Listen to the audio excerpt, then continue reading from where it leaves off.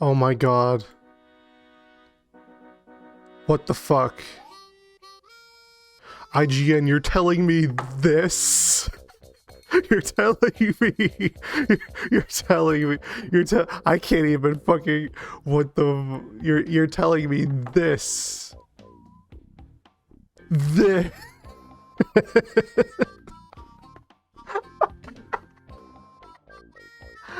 It's better than this.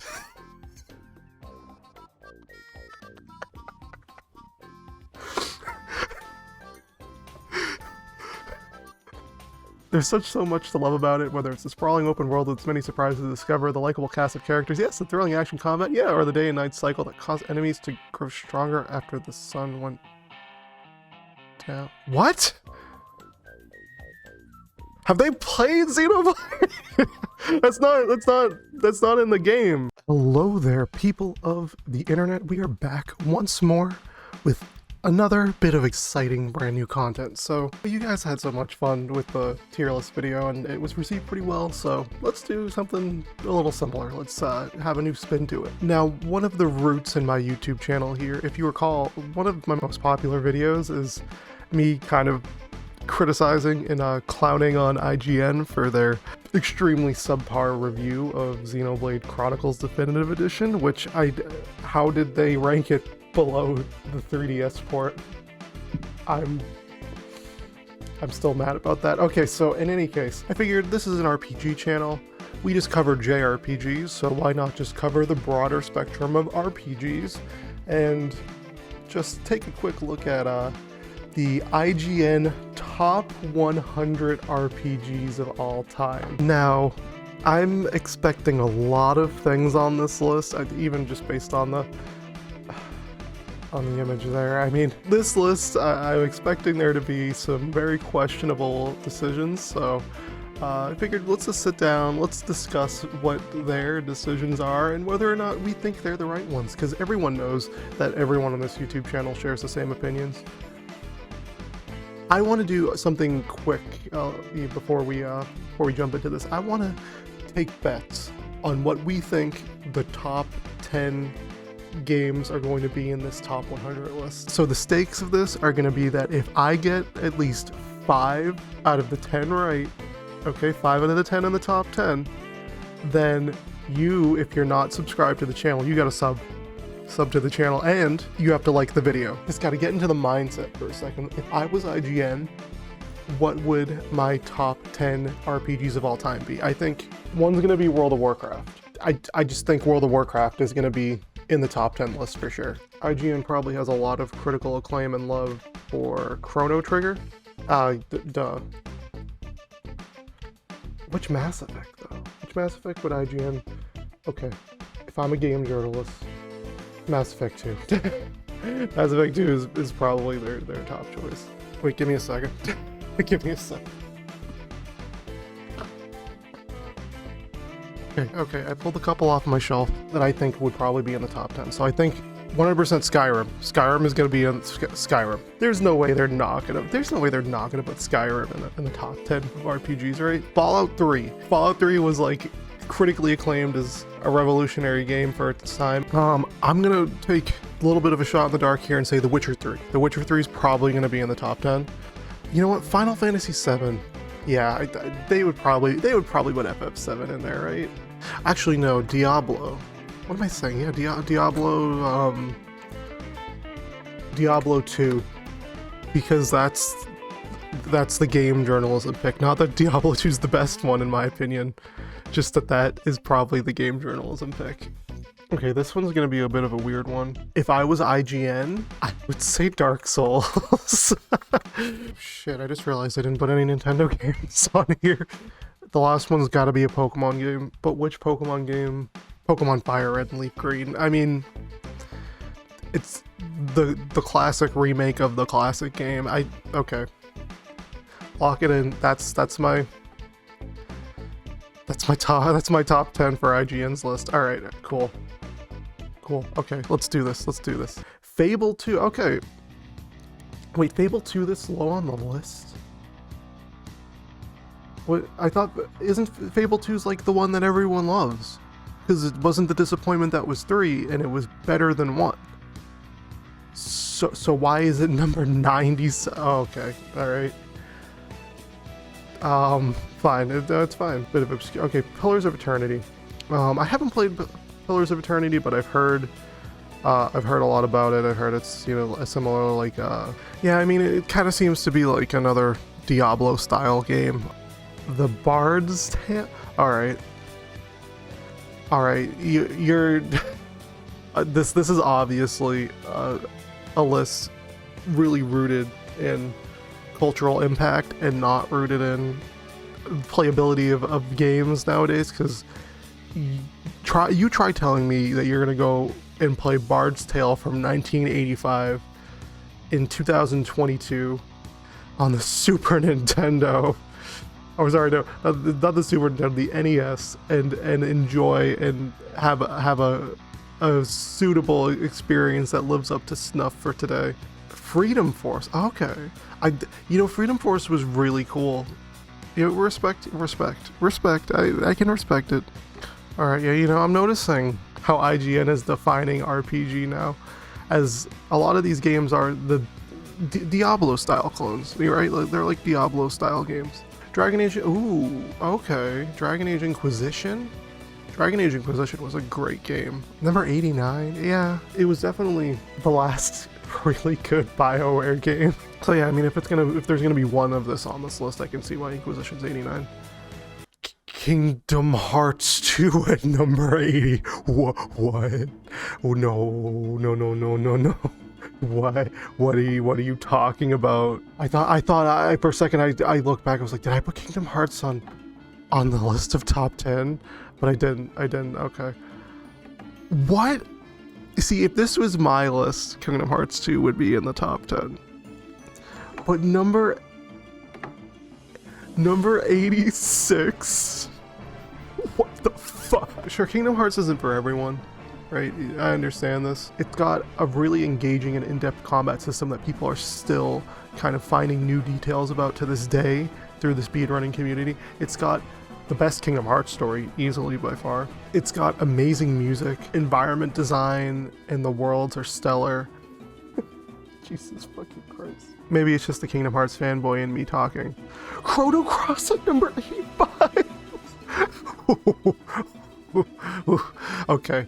Alright. It's the original Final Fantasy above Kingdom Hearts 2 in 2000. Okay, you gotta respect the classics in a way, right? You gotta give the respect to the games that made the games that you play now. A lot of the things we love, all the Final Fantasy games, most of the RPGs we love and follow today would not be a thing without the original Final Fantasy.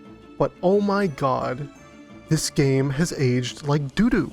We're talking about really limited hardware, where it was hard to tell stories, where it was difficult, really balanced gameplay. Again, if you're looking at cultural impact,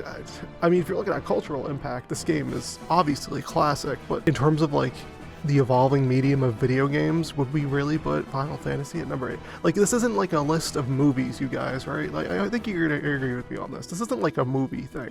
And maybe you can look back on older movies and, appreciate what they did, despite the fact that the technology is not caught up, because movies are kind of like a stagnant medium in some aspects. Sure, we have access to new tools with like things like CGI nowadays, but the effects in, like, for example, the old Star Wars movies are still timeless. To this very day, they're still timeless, because a lot of these effects and animatronics were physically made. Again, movies and video games are two different things. Video games have evolved so rapidly and are so much more compact and are more like movies than they were ever in the past. So I don't know, man. I'm getting a headache thinking about this list. Mario and Luigi Super Saga at number 80. I didn't expect the Mario and Luigi games to be on this list, though I probably should have. This is the best Mario and Luigi game, so I guess if it's gonna be on this list, it's whatever. But number 80 is a little low too. Valkyria Chronicles at 77? Valkyria Chronicles above Kingdom Hearts 2? What the fuck?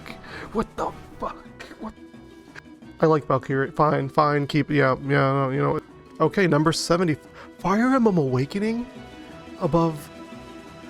I'm not gonna get over the fact that above Chrono Cross and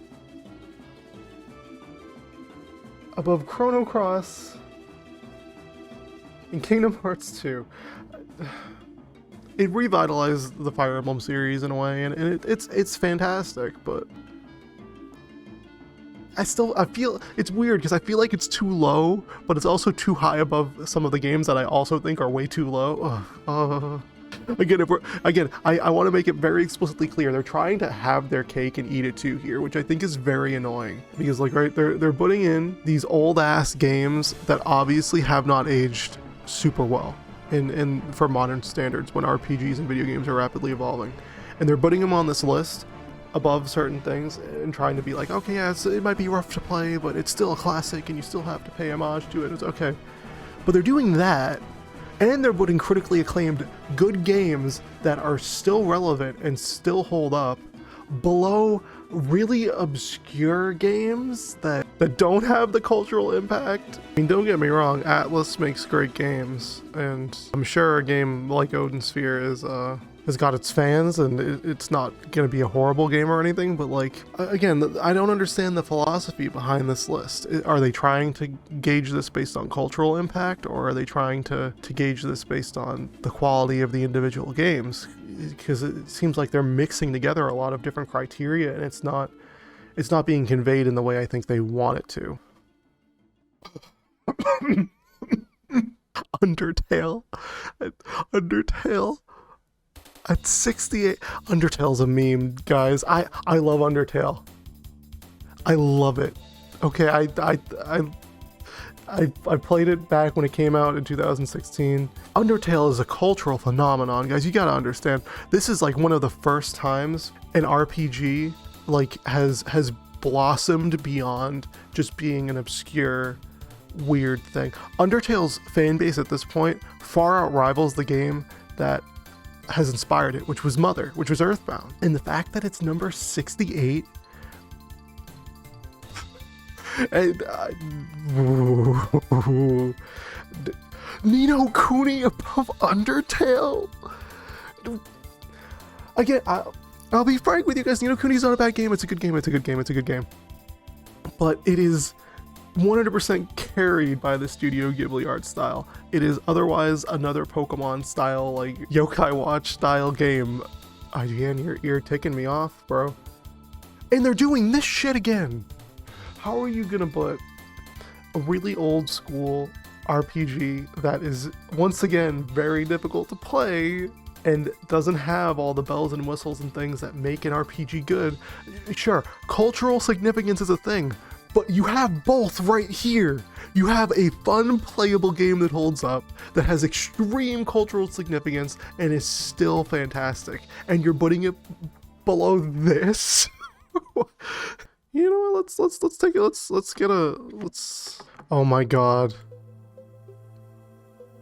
What the fuck? IGN, you're telling me this? You're telling me, I can't even fucking, you're telling me this.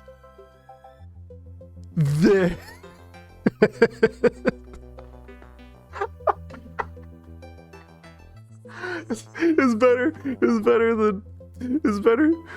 than this.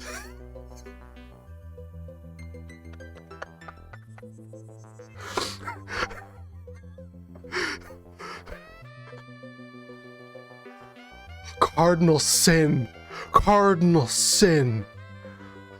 Dragon Quest VIII is one of the best video games ever released. What is their excuse? Dragon Quest VIII is considered by many fans to be among the best entries in the series. The best entry in the series. Fight me on that. This was back in the height of cartoonish, cel-shaded graphics, but even this game stood out for its gorgeously rendered world and also managed to be less complex than some of its predecessors, eschewing a complicated job system which many players weary of colonial systems are for. I mean, that's to an extent. That's not really true though, because you did have honestly, in some ways, kind of convoluted job systems, but what made Dragon Quest VIII so fantastic was that it was so ahead of its time in the era of the PS2 RPG. It meshed together aspects of Western RPGs in its open world, made it a big explorative adventure that also had the essence of a fantasy, like a fantasy Western RPG, something like The Witcher in a way. It mixed it together with the Dragon Quest gameplay and the amazing Akira Toriyama art style, and threw it into a blender with also, like, graphics are one thing, but the way that the game looks, it looks and feels like you're watching an anime. I made this point in my last video, but like, this feels like an anime. The voice acting is there, it's great. You have all these wacky, like, different scenarios you get thrown into, and in a way, you kind of find them on your own. It's like, it feels like you're almost living in anime. Okay, Golden Sun above. Golden Sun's great. It's a cult classic game, and it does hold up, but I just don't think Golden Sun has the same amount of cultural impact and is as playable and fun as, like, Undertale. It's fine. I like Golden Sun, whatever, it's on the list.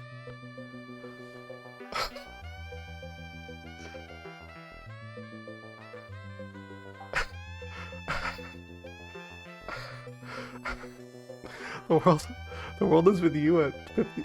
The world is with you is above Mario RPG. Huh? I don't even think the World Ends With You fans would say the World Ends With You is better than Mario RPG. That's funny. It is above Fire Emblem, and it's above Kingdom Hearts. I mean, I can kind of see the World Ends With You being above Fire Emblem. Did I put it above Fire Emblem on my list? Am I about to get called out for that? I think I am. What? No. No.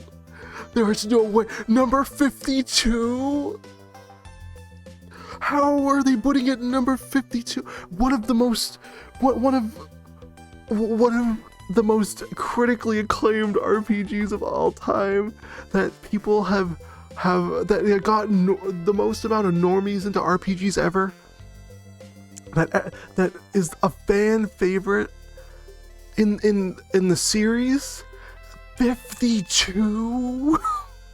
Holy shit! They better have some fucking amazing picks, cause now I'm out of one fucking. Wait a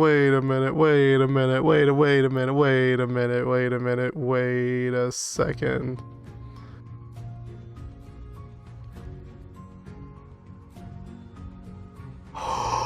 What?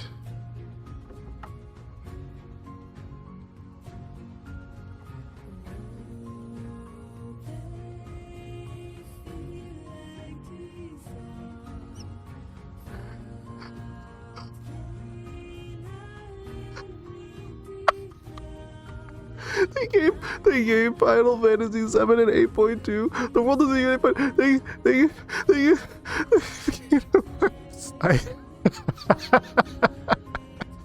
I didn't expect this type of game to be on the. Okay, it's fine. Stardew Valley is, in a way, it's kind of like, you know, it's a good RPG. It's another one of the normie RPGs, for sure. And it does have cultural impact. I would say a lot of people love Stardew Valley. Persona 5 at number 50. Okay, you know what? That's fair. That's fine. Number 50 is fine for Persona 5. Sure, it has extreme cultural impact. It's one of the most popular JRPGs at this time period. And it's also got fantastic music and characters and world and story, and I would put it higher on my list personally, but it's fine, it's fine. Okay, I saw this, guys. I saw this, and I'm trying not to scratch my face off with anxiety right now. Let's read their excerpt. JRPGs were a bit in a funk at the beginning of this decade, but few games sent them surging back to relevance, quite like Xenoblade Chronicles. True! There's so much to love about it, whether it's the sprawling open world with its many surprises to discover, the likable cast of characters, yes, the thrilling action combat, yeah, or the day and night cycle that caused enemies to grow stronger after the sun went down. What? Have they played Xenoblade? That's not in the game. This isn't Dying Light. That's not a thing in the video game. Enemies don't get stronger as the night comes. Different enemies have different spawn times and period. That's not a thing. In the Xenoblade. What? That's not like a well-known Xenoblade factoid. That's what the fuck? Toss in the stellar soundtrack. Okay, yep. And that's a recipe for a game that should be popular for years to come. Yes. But it's number 49, so I hate you. Dragon Age Origins? Above Inquisition? That's the journalism choice, but that's not my choice. I have the hot take opinion that Inquisition is much better than Origins in every way, but Persona 3 above 5. If you're like the hipster, if you're like the Zord, if you're like a hipster dude who's like, oh yeah, I love the ultimate challenge and it's so much grittier and edgier. I'm calling you out personally, Zord. Then yeah, but if you look at it mechanically, if you look at it in terms of all the elements to put a game together, I would say Persona 5 is leagues better than Persona 3. I love both games, don't get me wrong. Persona 5 has much better music. The characters and scenarios are much more in-depth and there's a lot more exploration. Like the renditions to the combat are so much more palatable than Persona 3's. You actually get to control your party members in Persona 5. Look at that, my boy Lloyd Irving, repping number 43. Let's go. Okay, you know what, fine. Okay, respect. I can respect it. I can respect Paper Mario, the Thousand Year Door at third. Okay, I can respect it. I would put it in my top 20, but I can respect 34. That's okay. All right. Wait, 5 above 8? This high above 8? I mean, 5 is good.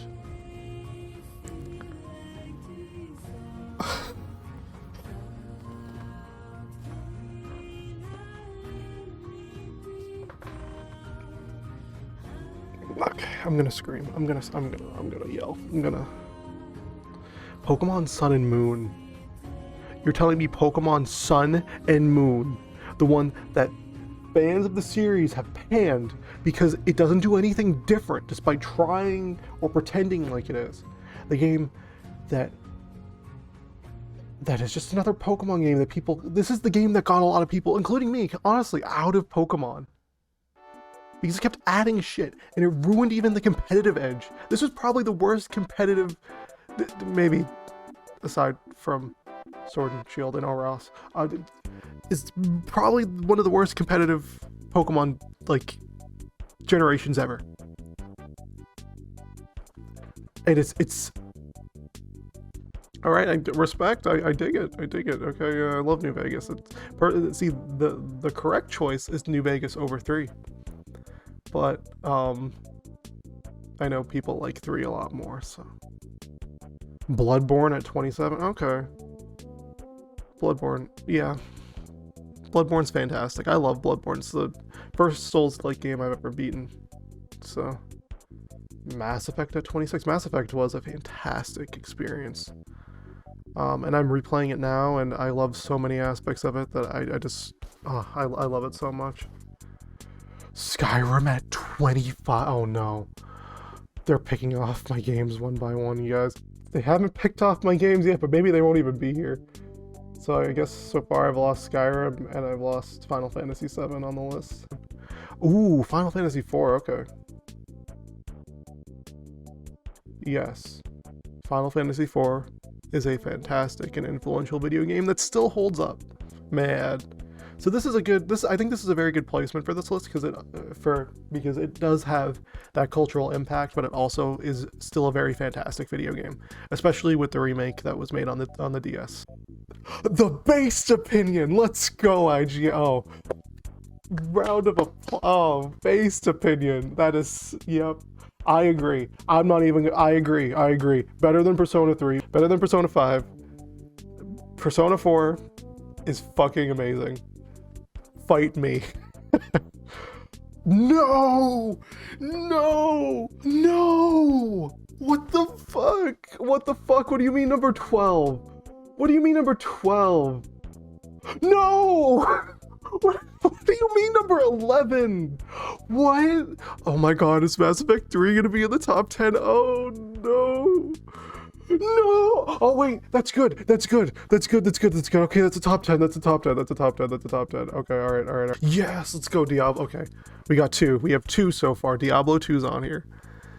And I expected Diablo 2 out of all 3 of them because Diablo 2 is the worst. But why isn't Diablo 1 or 3 on the list at all? Maybe it is, I don't know. Secret of Mana? Okay. Yeah, I haven't played Secret of Mana. Okay, World of Warcraft at number 5. Of course, World of Warcraft is one of the most influential video games and one of the most addictive and popular video games ever released. That's a shoo-in for the top 10. Pokemon Yellow? Oh no. Why did I think Fire Red and Leaf Green would be on here? This kind of counts, right? I'm so fucked. Okay. Final Fantasy VI. I haven't beaten 6. I played a bit of it, but I haven't beaten it. I can shake on it. Of course, yep, number 1. Number 1 is Chrono Trigger. Because it's IGN. Okay, well, I hope you guys had some laughs with me on this. I got Diablo 2, I got The Witcher 3, I got Chrono Trigger, and I got World of Warcraft. Well, you should subscribe anyway, because I was close enough, because Fallout 2 was there, and Dark Souls was right at number 11, and Pokemon Fire Red and Yellow are pretty much the same game, guys. I mean, so subscribe to the channel, please. Like the video, please. Okay. I'll talk to you guys later then.